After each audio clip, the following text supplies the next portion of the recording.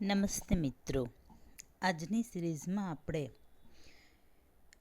મનુષ્ય અને એના શરીર, એની ઉપયોગિતા અને એની બનાવટની વાત કરીશું.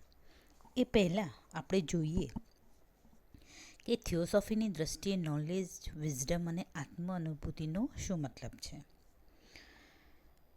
અંગ્રેજીમાં નોલેજ એટલે કે જ્ઞાન એવો અર્થ કહી શકાય, જે આપણને પ્રાથમિક સ્વરૂપે પુસ્તકો, પ્રવચનો અને ઇન્દ્રિયોથી પ્રાપ્ત થાય છે.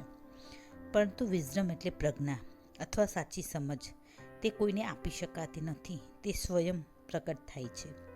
ઈશ્વરના જ્ઞાન, પ્રજ્ઞા એ કોઈ વિઝડમ એ કોઈ મેળવવાની વસ્તુ નથી, તેની સહજ અનુભૂતિ થાય છે.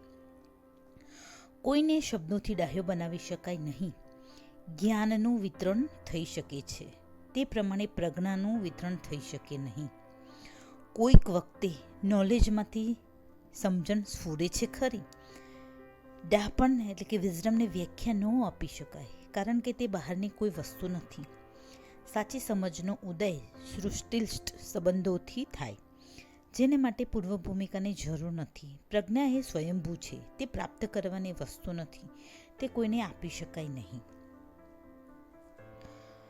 તો વિઝડમ પ્રાપ્ત કેવી રીતે કરી શકીએ? તો જે નોલેજ છે, જે બાહ્ય ઓબ્જેક્ટ્સ દ્વારા આપણે પ્રાપ્ત કરીએ છીએ, જન્મોજન્મથી અત્યાર સુધી જે ગ્રહણ કર્યું છે, એને જ્યારે આપણે પુટ ઇન પ્રેક્ટિસ, આપણા પ્રયત્નોમાં ઉતારીએ છીએ, ત્યારે એ પરિપાક સ્વરૂપે એ વિઝડમમાં કન્વર્ટ થાય છે.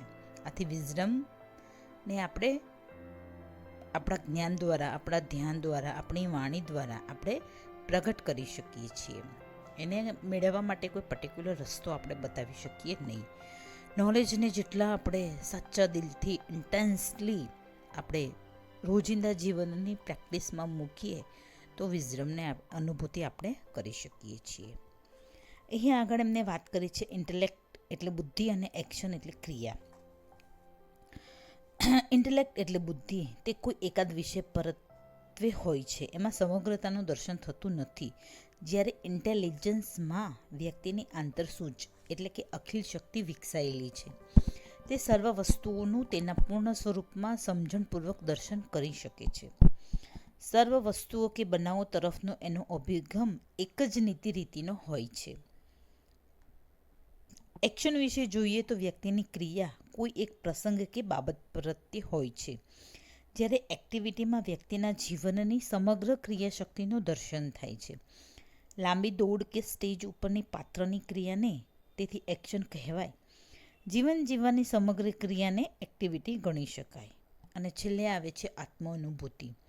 તો intellect, intelligence, knowledge, wisdom, action, activity કરવા માટે મિત્રો આપણને શરીરના માધ્યમોની જરૂર પડે છે.